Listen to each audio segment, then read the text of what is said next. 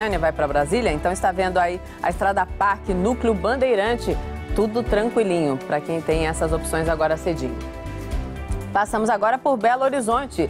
Esse é o trevo de Belvedere. Olha só que imagem linda de Belo Horizonte agora cedinho. De Belo Horizonte estamos passando para o Rio de Janeiro. Na linha vermelha, movimento mais intenso agora cedinho na linha vermelha. Do Rio para o sul do país. Bom dia, Porto Alegre. Na BR-116, em Canoas, que liga Porto Alegre à região metropolitana. As pistas parecem estar um pouquinho molhadas. Daqui a pouquinho eu confirmo com a Maria Júlia se está chovendo no sul do país. Bom, gente, o Congresso deve retomar daqui a pouco, às 10 horas da manhã, a votação do projeto de lei de responsabilidade fiscal. O primeiro dia de discussão teve cenas de pugilato nas galerias e tumulto no plenário. E depois de tanta confusão, a sessão foi interrompida. O governo insiste na aprovação para escapar da obrigação de economizar para pagar, então, os juros da dívida pública.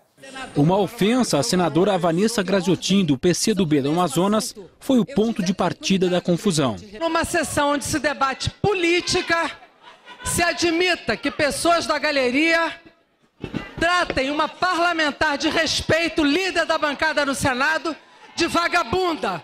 Isso é inadmissível. O presidente do Congresso ordenou. Peço à polícia do Senado e à polícia da Câmara que mande evacuar as galerias. Suspendo a sessão por 5 minutos. Um grupo de parlamentares não concordou e subiu até a galeria para evitar a saída dos manifestantes. Quando a polícia legislativa tentou retirar o grupo, deputados e senadores enfrentaram a polícia legislativa. Essa senhora de 79 anos foi imobilizada por um segurança. Você tá louco? Eu disse que não ia, que ninguém me tirava daqui. E ele então me deixou cair aqui atrás. Este rapaz diz que foi atingido por um disparo de arma de choque. Ardeu isso aqui, formigou o corpo inteiro, eu paguei. Deputados e senadores cercaram o segurança, que teria feito o disparo. Foram pelo menos 10 minutos de empurra-empurra. A confusão foi quando se tentava votar o projeto de lei que reduz a meta para o superávit primário, a economia do governo para pagar os juros da dívida. A meta, que era de 99 bilhões, cairia para 10 bilhões de reais. A sessão foi interrompida e suspensa quase uma hora depois. Vamos suspender a sessão e recomeçaremos amanhã, 10 horas. Essa obstrução é única nos 190 anos do parlamento. É única. Pessoas, 26 pessoas assalariadas, paralisando o trabalho do Congresso Nacional. A oposição vai pedir à mesa diretora do Senado que nós liberávamos a galeria para aqueles que quisessem participar das sessões. Infelizmente, o ato truculento da mesa do Congresso Nacional acabou prejudicando o próprio governo. O que se inventou, que eu chamo de obstrução de galeria. Ou seja, parlamentares da oposição subiram para a galeria para inviabilizar uma votação do parlamento brasileiro. Meu Deus do céu, dar uma gravata numa senhora de 79 anos. Não existe isso, né? Bom, depois dessa confusão toda aí que você viu no Congresso, uma das vítimas da agressão foi a polícia para prestar queixa. Depois do tumulto nas galerias do plenário da Câmara, alguns manifestantes vieram à delegacia para prestar queixa. Inclusive a senhora de 79 anos, que foi imobilizada pelo pescoço por um dos seguranças. Esse jovem, que estava a passeio em Brasília, também acompanhava a sessão e achou que houve exagero na atitude dos seguranças. Um despreparo total. Não tinha nem iniciado alguma manifestação contrária a tal lei ou tal votação. Estavam manifestando para que as pessoas pudessem simplesmente entrar. Depois de tudo, a dona Ruth diz que hoje, quando a sessão for reiniciada às 10 da manhã, ela vai estar lá. Eu vou e vou tentar entrar. Se eu não conseguir entrar, vou ficar do lado de fora fazendo panelaço, mas eu vou.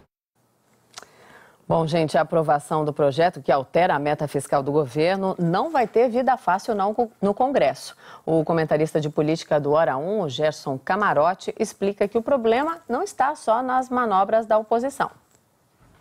Há praticamente um mês, o Palácio do Planalto tem como prioridade a votação pelo Congresso Nacional do projeto que reduz a meta para o superávit primário, a economia do governo, para pagar os juros da dívida. Uma nova tentativa será feita na manhã desta quarta-feira, depois da sessão tumultuada da véspera. Mas nos bastidores, o Planalto reconhece que a resistência para votar a matéria não está na oposição, ou mesmo entre os manifestantes envolvidos no tumulto de ontem no Congresso. A maior dificuldade para aprovar a mudança na meta fiscal está entre os próprios aliados.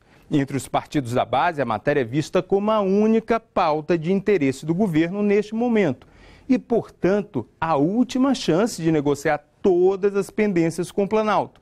Os aliados estão em compasso de espera com os desdobramentos da reforma ministerial e aguardam a sinalização da presidente Dilma Rousseff sobre a distribuição de cargos no primeiro escalão. Por isso, o decreto que condiciona a liberação de emendas parlamentares extras à aprovação do projeto não surtiu o efeito esperado pelo Planalto.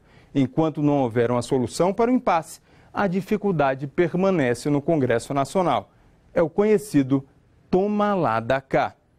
Vamos ver agora, então, as manchetes dos jornais de hoje por todo o país. Confira aqui comigo. Tenho certeza que essa confusão toda na Câmara está nas manchetes, claro. Começando pelo estado de São Paulo. Vou mostrar para vocês de novo a foto. Vamos acompanhar junto a foto? Fechando aqui na foto, olha só, um dos flagrantes, né? São vários momentos de agressão, mas aqui tem destacado até os vários parlamentares que subiram ali para a galeria para tentar impedir a evacuação, a retirada das pessoas ali da galeria. E a manchete, Costa diz que desvio de verba em estatais é generalizado. Sobre a cariação que durou várias horas ontem à tarde entre os dois ex-diretores da Petrobras. E aqui ainda um destaque mais regional de São Paulo, uma frase do prefeito Fernando Haddad dizendo que tem que receber o boleto antes de reclamar. Ele se refere ao boleto do IPTU, porque vem aumento por aí no ano que vem. Agora, outro destaque, a Folha de São Paulo, mais uma foto da agressão lá, puxando aqui, fica melhor para a gente ver, mais um flagrante deste momento de agressão no Congresso Nacional ontem. E aqui, após confronto, o Congresso adia a votação da manobra fiscal. Como isso aconteceu muito tarde, as manchetes estão, claro, os jornais estão destacando, mas o texto ainda é menorzinho, porque os jornais, claro, precisaram se adequar aí para mostrar no finalzinho da noite o que estava acontecendo em Brasília. Delator da Petrobras diz ter entregado até 40 políticos. E um outro assunto aqui ainda relacionado a Operação Lava Jato, ministro do STF que mandou soltar o ex-diretor Renato Duque. Mais uma manchete. Agora o Correio Brasiliense, claro, o assunto. Sessão para rasgar lei fiscal acaba em vaias e pancadaria.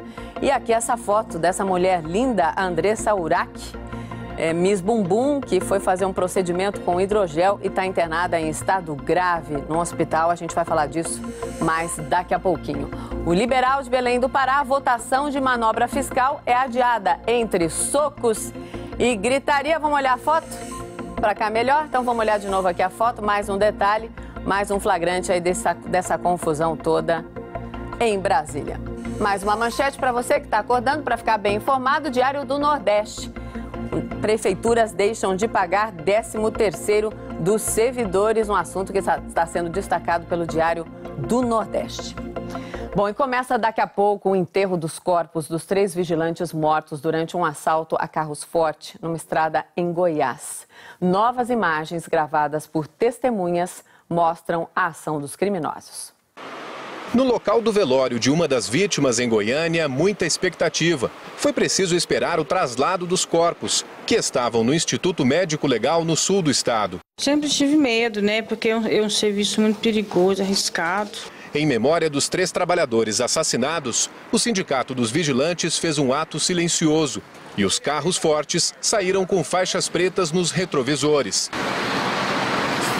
Em nota, a Federação dos Trabalhadores em Transporte de Valores lamenta a perda dos companheiros e pede mudanças nas viagens, com o uso de avião e helicóptero nas viagens de alto risco. e também varreduras com carros descaracterizados. Adriano Barbosa, Argon de Lima e Jean Queiroz estavam em 3 carros fortes que seguiam juntos, quando o comboio foi cercado por assaltantes na BR-153, em Morrinhos, no sul de Goiás. Os bandidos bloquearam a pista com 2 caminhões, atiraram com armamento pesado e explodiram os veículos blindados. Um vídeo mostra o que seria o som dos disparos. Ó. Ixi. Ó. Olha lá eles ali, ó. Amor, corre então. Depois, a fuga dos bandidos na carroceria de uma caminhonete. Eles ainda atiram.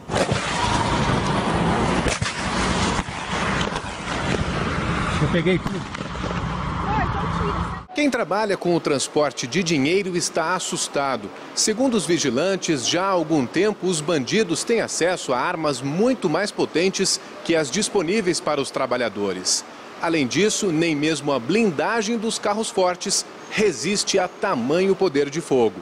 A polícia mostrou a diferença dos armamentos. Esse projétil aqui é de uma metralhadora .50. Metralhadora .50. E esse outro menor que eu estou segurando é de um fuzil no calibre 5.56, armamento utilizado pelas polícias civis e militares. Esse é um modus operandi, ao meu ponto, muito ousado, utilizado por essa quadrilha. A gente não sabe um motivo que os levaram a tamanha agressividade. Contudo, a gente sabe que 3 vigilantes, infelizmente, foram covardemente assassinados nessa ação e vamos tentar apurar o motivo que levou a quadrilha a fazer esse tipo de ação desta forma. Em São Paulo, o DEIC, que é o Departamento de Investigações Criminais, acredita ter encontrado material usado no ataque aos carros forte e também parte do dinheiro roubado pelos bandidos. 2 pessoas foram presas. Um dos delegados que investiga o caso em Goiás viajou para São Paulo para acompanhar, então, o caso. E a gente viu aí na reportagem, né, a mãe de uma das vítimas falando sobre a insegurança da profissão de vigilante. Então, olha só essa história, gente, que aconteceu em João Pessoa. Os bandidos colocaram bombas no segurança de um carro forte e o mantiveram refém, sabe por quanto tempo? Por 2 horas. Policiais do esquadrão antibombas tentavam acalmar o segurança. Presos ao corpo dele, 2 canos de plástico ligados a fios, pedaços de relógio e de um telefone celular. Por causa do risco de explosão, a área foi isolada. Foram mais de 2 horas de agonia. Só depois de desmontar toda a estrutura, a polícia teve a confirmação. A bomba era falsa. Até agora, nem os bandidos, nem o dinheiro foram encontrados. Vamos ver agora as informações do tempo. Você está acordando, querendo saber como é que está o tempo hoje? A Maria Júlia já está aqui para conversar com a gente. Oi, Maria Júlia, bom dia. Oi, Mona Lisa, bom dia. Bom dia para quem está chegando agora ao Hora 1. Vamos falar da chuva? Vamos, você começou lá no comecinho do jornal perguntando se estava chovendo em Porto Alegre. Aí eu fui lá, corri para falar com o meteorologista. Que pessoa eficiente. Botei a equipe aqui na loucura e descobri que tem chuva sim, em pontos isolados lá na região metropolitana de Porto Alegre, viu, Mona Lisa? Agora vamos começar falando aí, olha, como ficou o tempo ontem. Ontem a chuva ficou concentrada mais aqui na faixa oeste do país, principalmente no Rio Grande do Sul e também em Mato Grosso. No Rio Grande do Sul, você lembra que eu falei que tinha frente fria chegando na área, ainda está por lá, eu vou falar dela. E os acumulados nessa faixa oeste passaram aí dos 40 milímetros. Em Minas, Mona Lisa, voltou a chover, viu, gente? Que bom, né? Porque Minas também estava numa secura. Tá precisando muito. Tem nascente importante lá, inclusive do sistema Cantareira, que abastece aqui a Grande São Paulo.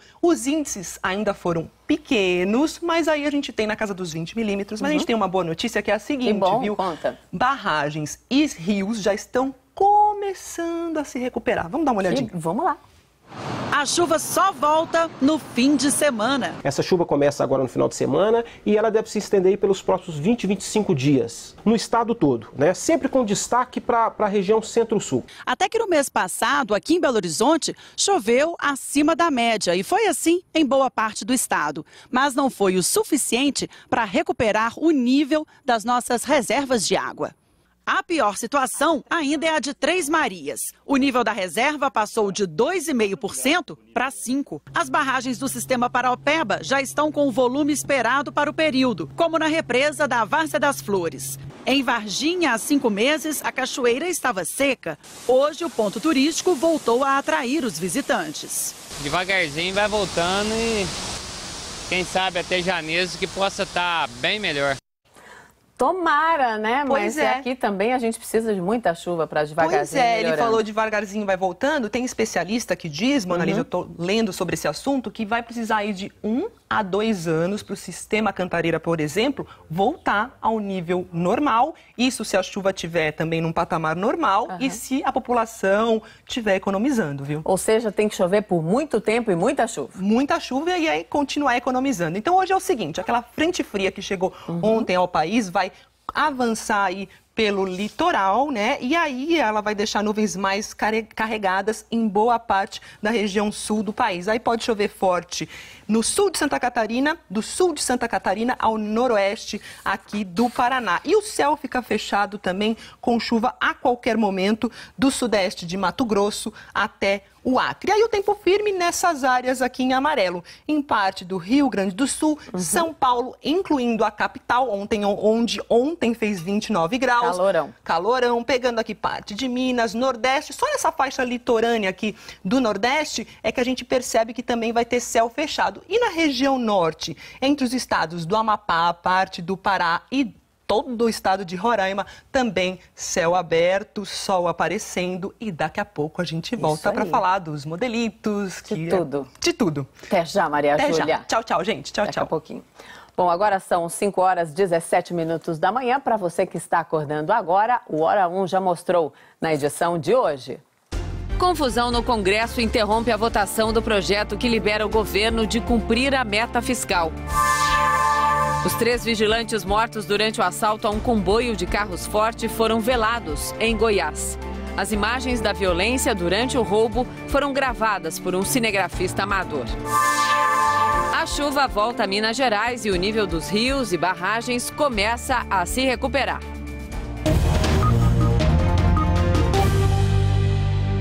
Foi enterrado na Austrália, gente, o Philip Hughes, que é um jogador de cricket que levou uma bolada na cabeça. Quem tem os detalhes dessa história é o correspondente do Hora 1 em Tóquio, o Márcio Gomes.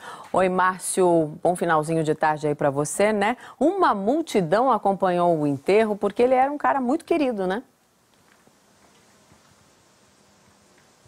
É verdade, Mona Lisa. Bom dia para você, bom dia aos amigos do Hora 1. Foi um dia de muita comoção por tudo que o cricket, o esporte, representa para a Austrália e também pelo que esse jovem jogador, 26 anos, ainda tinha pela frente. O funeral foi na cidade de Philip Hughes, Maxville, distante cerca de 500 quilômetros de Sydney, onde aconteceu a partida que tirou a vida do rebatedor. Foi na última terça-feira.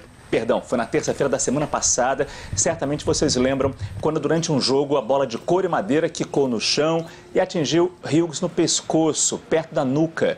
2 dias depois, ele morreria vítima de hemorragia cerebral. Milhares de pessoas hoje, entre elas o primeiro-ministro australiano e outros astros do cricket, participaram da cerimônia.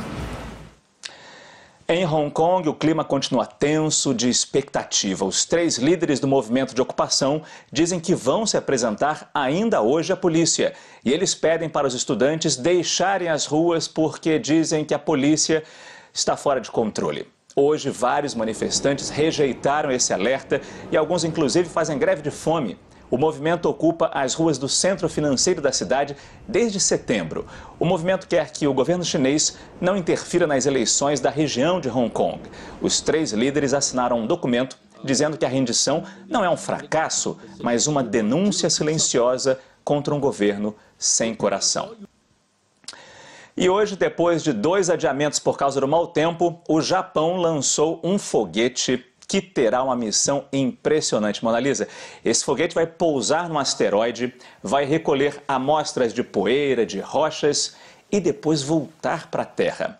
A decolagem foi da base de Tanegashima, no sul do país, pontualmente a 1 hora e 22 minutos, hora aqui do Japão. Foi transmitida ao vivo pela TV e pela internet. Esse foguete carrega um caçador de asteroides, o Hayabusa 2. É um satélite do tamanho de uma geladeira, maior um pouco que uma geladeira, e vai pousar num asteroide no ano de 2018. E vai ali fazer pesquisas para tentar descobrir pistas sobre a formação do nosso sistema solar e mesmo a formação do nosso planeta, o planeta Terra. O foguete foi pontual na saída e deve ser pontual no retorno à Terra. A previsão é esse satélite retornar com todo o material coletado em 2020. Mona Lisa Perrone, do jeito que os japoneses são, não duvido nada. Eu também não duvido nada. E se for para melhorar a nossa vida aqui, que venha muita coisa aí para ser estudada na Terra. Obrigada, Márcio, pelo nosso papo, nossa conexão. Conto com você nos próximos dias. Bom finalzinho de tarde para você. Aliás, já tomou o lanchinho hoje ou não?